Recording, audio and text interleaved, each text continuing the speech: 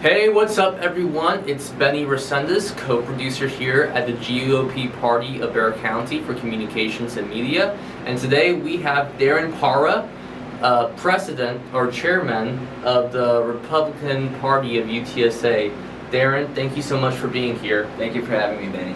So Darren, you're a conservative in the universities, and we've been seeing a lot of very professor bias leaning a certain way, aka leaning very liberal.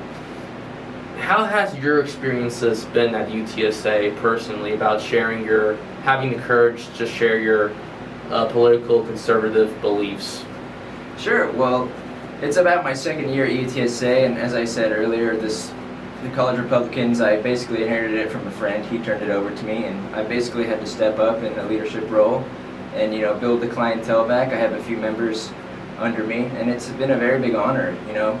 The vice chair below me is very passionate, like I am, about our country, and we want to reach out to more college students because we feel at UTSA it's bipartisan, of course, but I feel like there's a lot of people that are not willing to speak up until you actually approach them about it. So they're kind of shy about it, but once you put stuff out there, reach out to them, I think they'll come out of their shell and they'll give you your opinion and they'll be on board with the same things you are.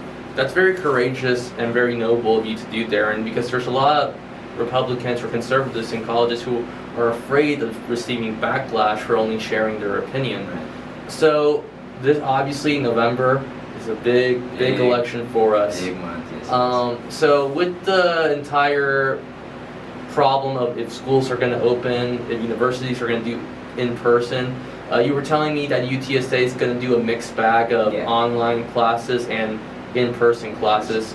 So with this very unorthodox way of teaching that I don't think any college classes have ever experienced in their lives, how are you, as the chair of the Republican Party of UTSA, going to make sure you get the word out there, that you're making people aware at the UTSA what the Republican Party is all about? Well, I think social media is a huge tool as how popular it is today. I mean, almost everybody has social media. And actually, the College Republicans at UTSA had the biggest Twitter account of the entire campus at one point. It kind of, as I said, kind of sat over time and was locked and stuff like that. But that's a big goal of mine, is to get a hold of the social media for the club again and reach out to everybody, see who's still a member, post tweets and stuff like that, send group messages, reach out with my VP to his friends that he knows, and like I said, just reach out to those that are shy. I mean, over on social media, they're maybe not as shy. They're willing to kind of speak up. Mm-hmm. Yes, that's a very good point, Darren.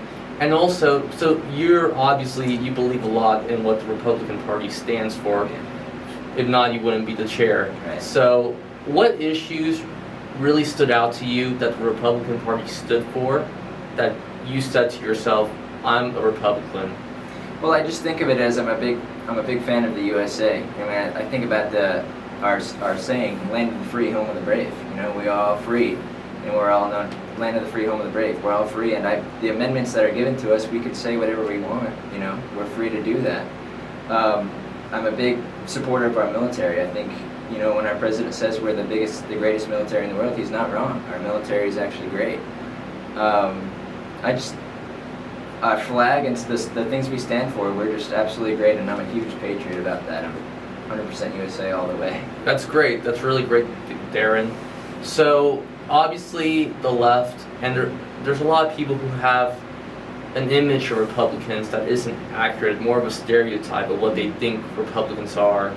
How are you going to combat that and to actually get a dialogue between conservatives and liberals to see, hey, Republicans are actually for this. We're actually for freedom of speech. You have to write, whether you're with me or not, to say whatever you think or believe in. Well, I think you can look at it as, you can use right now as an example. I mean, I'm not going to get into too much detail, but there are cities right now that are struggling.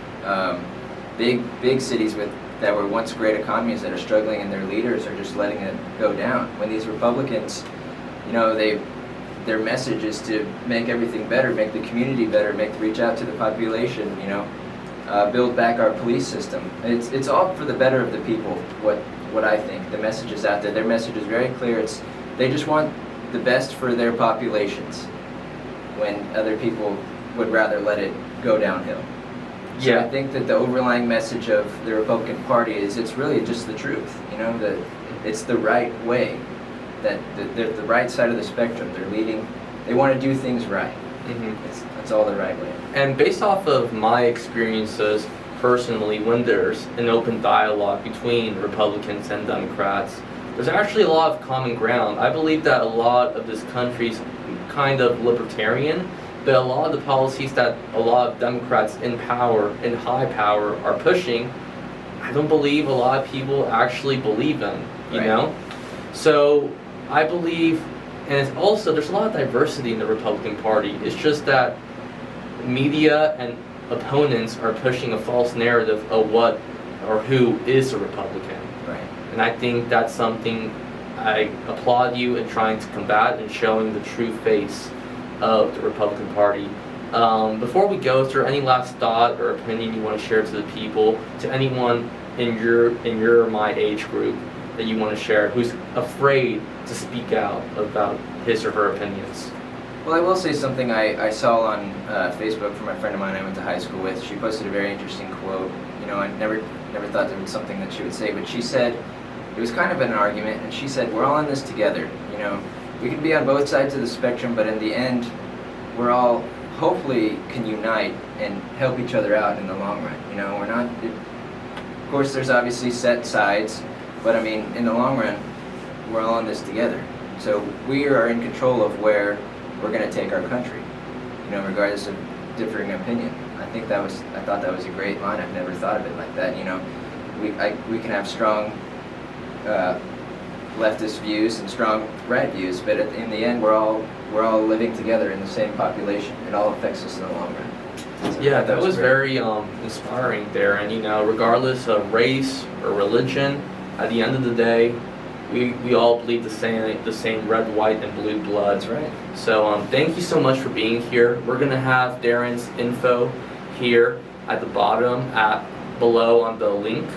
And please leave a like on this video. And Darren, thank you so much for being here. Thank you, you have a very bright future, sir. Thank you, sir. So Appreciate that very much. I wish you the best of luck. See you guys in the next video.